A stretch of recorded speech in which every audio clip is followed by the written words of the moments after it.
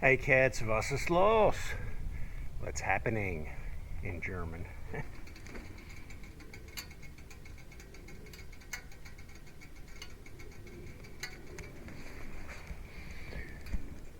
That's the sound of a hot motor. Tick, tick, tick. Oh, it's still a little chilly out there for riding, but we got some sunshine and the weather's warming up now. It's all good.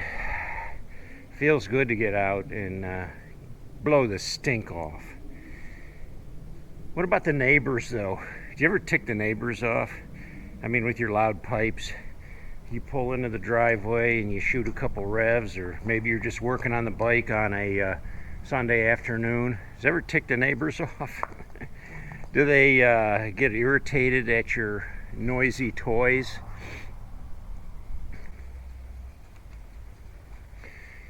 One of the reasons that I moved out here to the country was to have privacy, peace, and quiet, to get away from neighbors. You know, I lived in the city in Akron for a few years, and then your neighbors were right on top of each other, and oh, I hated that.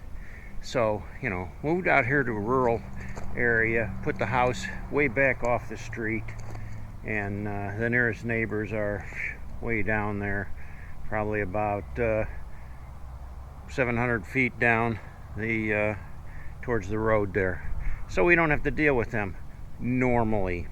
Now, there has been a few conflicts through the years. When I first moved in here, when I first bought the property, it was all brush. I mean, there's trees here now, but it was smaller brush, and I had a brush hog, and I was cutting down some of the brush, clearing out, deciding where the driveway was going to be, figuring out where I was going to put the house. And as I was up here working one day, this character come up through the brush, and he had a shotgun in his hand, and he said, "What are you doing?" I said, "Well, I bought this property and I'm clearing the brush because I'm going to build my house here." And he said, "Oh, that's too bad, because I always use this for my rabbit hunting grounds." Well, sorry about your luck. I mean, you know, you're welcome to hunt rabbits here, but once I build a house, no, I don't want you coming around here hunting rabbits on my property. So he was pretty cool, though, and I got to know him. I think he passed away a year or two ago, but he lived maybe a half a mile down the road. The neighbors to the north of me just had a couple minor conflicts. One, he wanted to drain a bunch of water off of his property, and he wanted to get a backhoe and dig a big ditch right across the front of my property.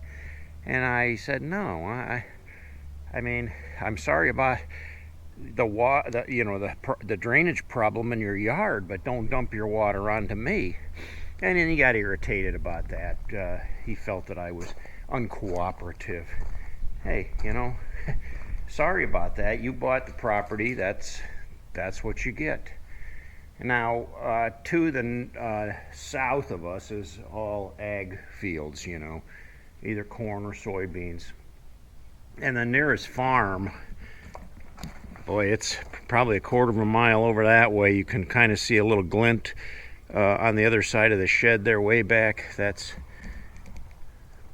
probably close to where that farm is.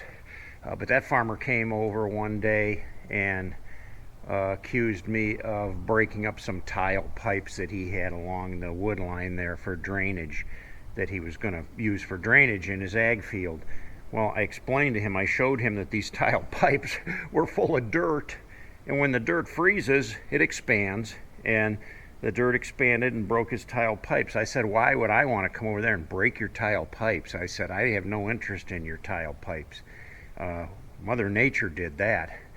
And he looked and oh yeah, I guess you're right, you know, and then he was pretty cool, and he ended up being pretty friendly. He would be plowing his field over there, and he would stop, get off his tractor, come over and chat with me. But he's since then, all that agricultural fields over there has been leased out to another contractor that does that. They come in with huge machines, and they can do that whole field in like 20 minutes and be done, plowed and seeded and planted and everything. So anyways, you do occasionally have some conflicts with neighbors, and I prefer just not to deal with them at all. Uh, it's this is my home, my property is my private space, and I like to keep it that way. But anyways, here as of lately, there's been some kids that come from this farm over here, and they got the four-wheelers, and they're flying around and around the field. So here's the ag field over here, and you'll see there's kind of a big vernal pool there where the water holes up in there, and the water stays in there probably 75% of the year, and it might dry up in the middle of the summer while there's corn or soybeans growing there, but all through the winter, spring, fall, there's a puddle of water there. So these kids come over here with their four-wheelers, and I mean it's right next to our house, and they just use that as a mud bog pit. So they're flying back and forth through that mud, spraying mud everywhere. They're screaming and hollering and carrying on. We're in there eating dinner, and my wife's, what the heck is all that ruckus out there? It sounds like somebody's screaming. So I come outside and I find these kids over there, and the one kid gets off his four-wheeler and he's like swimming around in the mud. I mean, just showing off to the girls, I guess, but and they're just kids.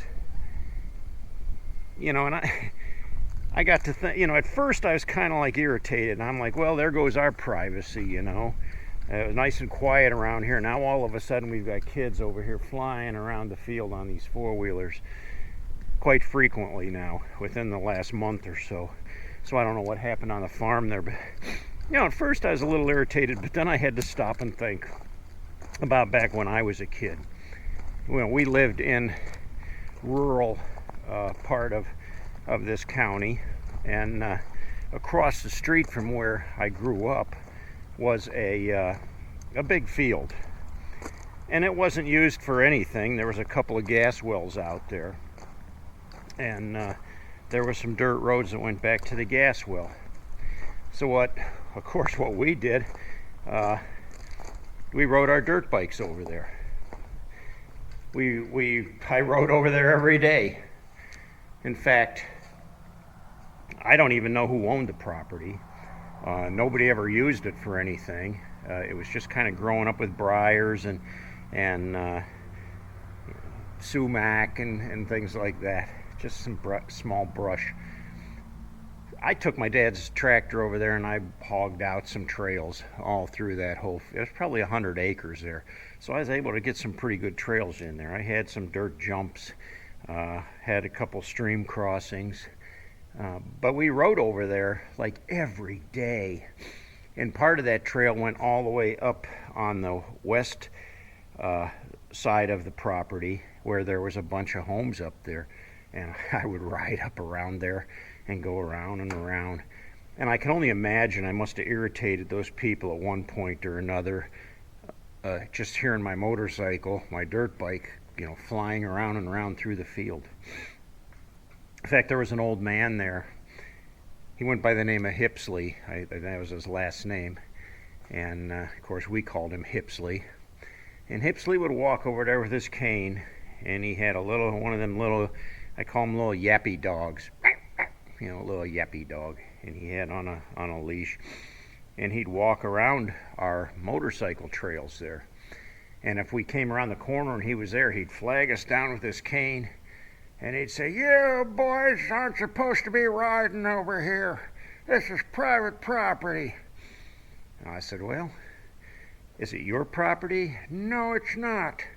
I said, "And you're walking around over here, so I guess we're going to ride over here too." Well, he didn't like it too much, and I wasn't real mean to him, but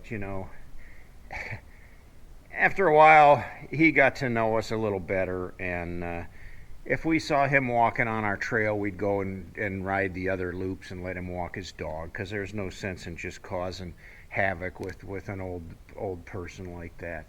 Now look at me. I'm the old guy. And I got kids over here riding in my field, and I'm going to go over there with my walking stick. "You kids can't be riding over here. This is private property."